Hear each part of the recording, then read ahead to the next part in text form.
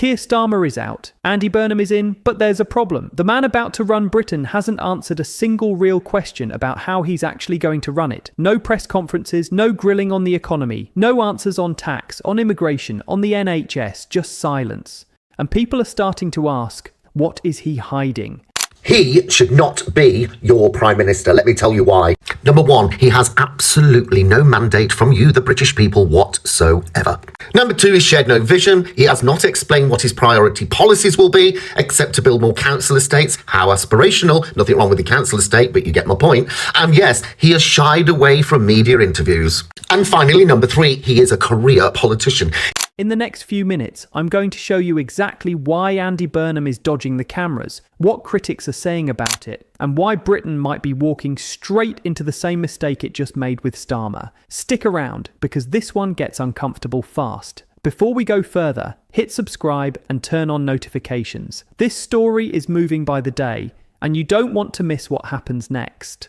Okay, let's get into it. Here's how we got here.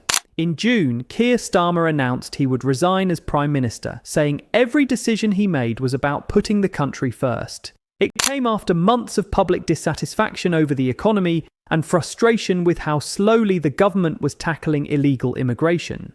Starmer had been questioning whether he was still the right person to lead Labour into the next election, and he accepted that verdict. That cleared the runway for one man, Andy Burnham. Burnham had spent nearly a decade as Mayor of Manchester before stepping down to win a by-election and return to Parliament. And he didn't just win, he secured backing from 349 Labour MPs, so many that no rival could even mathematically challenge him. He's set to be confirmed as Labour leader on July 17th and formally become Prime Minister on July 20th, once Starmer resigns before the King and Charles invites Burnham to form a government. No contest, no debate, no vote from the public. That's actually normal under British law. A governing party can swap leaders without a general election. But it's exactly why so many people are uneasy. Here's where things get complicated. So Andy Burnham's just said that he always puts his milk in his cup of tea before the tea bag.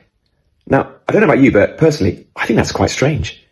I might be wrong, let me know. But more importantly, why is he running scared of scrutiny? Why is he telling us about his cup of tea, not what he's going to do when he becomes Prime Minister in a few days' time?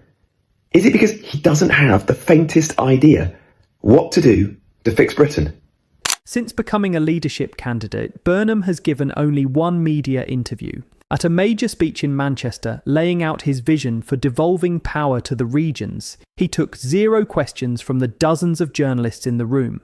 A highly unusual move for someone about to become Prime Minister. His team's reasoning? They reportedly feel there's little upside right now to answering a lot of questions. They were pleased with the coverage of his speech and worried that opening the floor to questions about cabinet picks or policy would have overshadowed the message. His aides have also said his priority is making sure his government gets off to a stronger start than Starmer's did. But not everyone's buying it. Conservative leader Kemi Badenoch accused Burnham directly of running away from being asked questions. And it's not just political rivals raising eyebrows. One column in The Spectator Australia went further, arguing Burnham's refusal to face the press is an extraordinary evasion of accountability, and pointed to his past support as Shadow Home Secretary for tighter press regulation and rules that could make publishers pay costs in privacy lawsuits even when they won. That's the writer's interpretation, not a proven fact about Burnham's current intentions. But it's fueling the narrative that this is a pattern, not an accident. Meanwhile, Reform UK leader Nigel Farage used the moment to demand a fresh general election entirely, arguing it's ridiculous to say a single by-election win gives Burnham any real mandate to lead the whole country. Interestingly, this isn't the first time Burnham has dodged a direct question. Back when speculation swirled about him challenging Starmer, he was repeatedly asked to rule out a leadership bid and repeatedly dodged it. So here's the bigger picture. Britain is about to hand power to its 7th Prime Minister in a decade, without an election, and so far without real scrutiny. Maybe Burnham opens up once he's actually in number 10. Maybe he doesn't. Nobody outside his inner circle knows yet, And that's exactly the problem people are pointing to. So I want to ask you directly, do you think a Prime Minister should have to answer hard questions before taking office? Or is it fair for a new leader to control the message until they're actually in the job? Drop your take in the comments. And if you want to stay on top of what happens when Burnham finally does face the cameras, subscribe now so you don't miss it.